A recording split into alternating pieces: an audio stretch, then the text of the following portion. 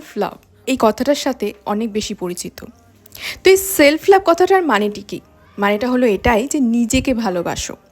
তো আমি রিসেন্টলি হইচইতে একটা সিরিজ দেখলাম লজ্জা নামে, যেখানে বলেছে যে একটা খালি গ্লাস থেকে কিন্তু অন্য কাউকে জল দেওয়া যায় না।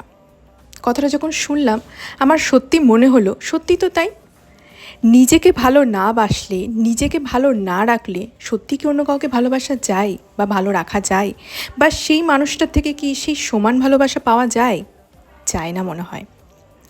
আর তুমি যদি নিজেকে ভুলে গিয়ে কোনো একটা মানুষকে ভালোবাসতে শুরু করো, তোমার সমস্ত ভালোবাসাটা তাকে দিয়ে দাও, সেই মানুষটা কিন্তু তোমাকে দিনের শেষে অবহেলা করবেই।